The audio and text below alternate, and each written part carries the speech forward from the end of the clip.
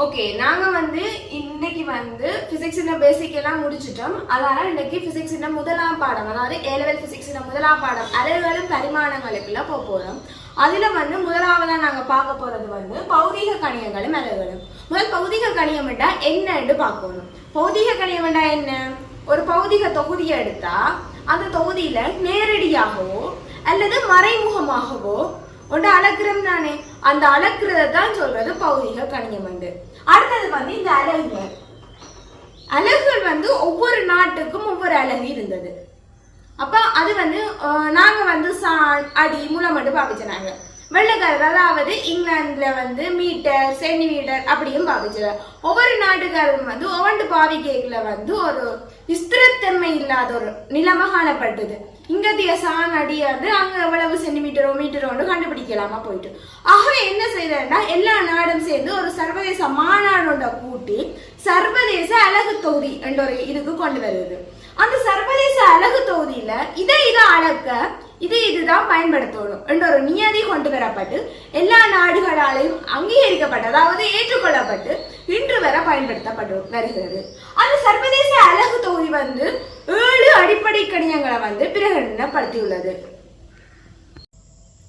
அடுத்தது சர்வதேச அலகு தொகுதி, அது 7 அடிப்படை கணியங்கள் அப்போது பார்த்துனாங்க.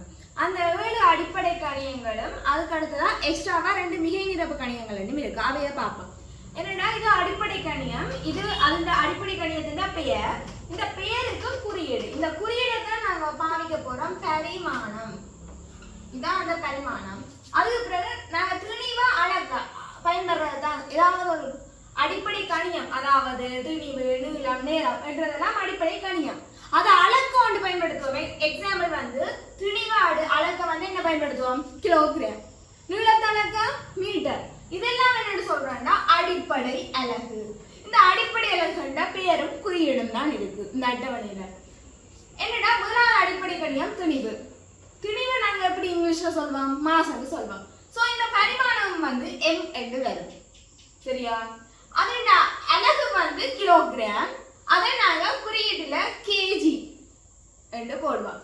அடுத்தது நீளம். நீளத்தை லென்த் என்று தானே சொல்லுவோம். அப்ப பரிமாணம் L, சிம்பிள் L. ஓகே, அதுக்கு எப்படி சொல்றது? மீட்டர். அப்ப சிம்பிள் M என்று வரும். ஓகே, நேரம் அது டைம் என்று சொல்லுவோம். சோ இது சிம்பிள் T. பரிமாணம் என்ன அளப்ப நேரத்தை? செகண்ட் தானே. சோ செகண்ட், அது குறியீடு S. வெப்பநிலை அது டெம்பரேச்சர். அப்ப இதுவும் T, இது T, இதுவும் T என்று வரைக. நேரத்துக்கு எழுதுக சிம்பிள் T என்று எழுதுவோம். வெப்பநிலைக்கு எழுதுக கேபிட்டல் T என்று எழுதுவோம். அவ்வளவுதான். சோ இதுல குழம்ப கூடாது. வெப்பநிலை என்ற பரிமாணம் கேபிட்டல் T.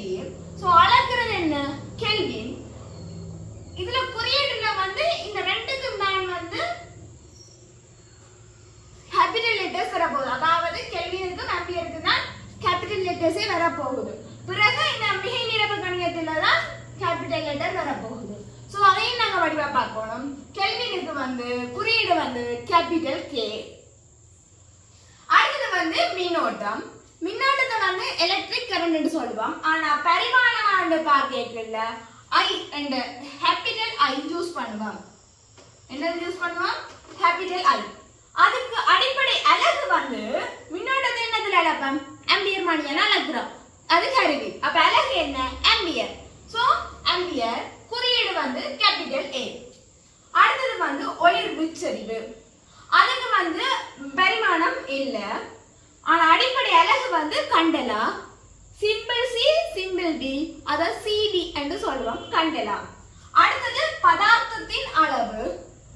அது பரிமாணம் சிம்பிள் N. அலகு மோல். அது நம்ம வளமையா மோல் எழுதுவோம் தானே. Simple MOL. அதான் மோல். அடுத்தது இது அடிப்படை கணியங்கள். இந்த 7 தான் அடிப்படை கணியங்களுக்கு வரப்போகுது. அடுத்து மிகை நிரப்பு கணியம் 2 இருக்கு. சரியா? அது கோணம் சம்பந்தமானது அளக்கத்தான் இந்த மிகை நிரப்பு கணியங்கள் பயன்படுத்தப்பட போகுது. ஓகே, அது என்னன்னு பார்ப்போம். தலக்கோணமா இருந்தா அதுக்கு பரிமாணமா தீட்டாவை பயன்படுத்தலாம். அத பேர் அலகு ஆரியன். ஆரியன் என்றது குறியீடு ரேடியன் என்று வரும். RAD அதுவும் சிம்பிள் லெட்டர்ஸ் தான். அடுத்தது வந்து திண்ம கோணம், அது ஒமேகா. அதுக்கு வந்து அலகு வந்து திண்ம ஆரியன். அடுத்து வந்து அதை சொல்றது ஸ்ரேடியன். ஸோ இதுல வந்து கேபிட்டல் எஸ் சிம்பிள் R என்று சூஸ் பண்ணுவோம். ஸோ இந்த அட்டவணையை வடிவா பாருங்க. இதுல இருக்கிற எல்லாத்தையும் பற்றி நாங்க படிக்க போறோம். ஒவ்வொன்று ஒன்றா ஆறுதலா தான் படிக்கலாம். ஸோ ஃபர்ஸ்ட் இதை பாருங்க, பார்த்துட்டு எழுதி வைங்க.